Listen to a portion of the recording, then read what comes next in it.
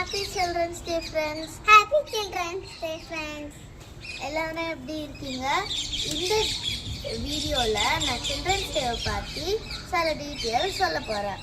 Okay friends, இப்போ நம்ம வீடியோக்குள்ளே போகலாம். நம்மளுடைய எல்லா இயர்ஸ்லையும் சில்ட்ரன்ஸ் டே நவம்பர் 14 கொண்டாடுறாங்க.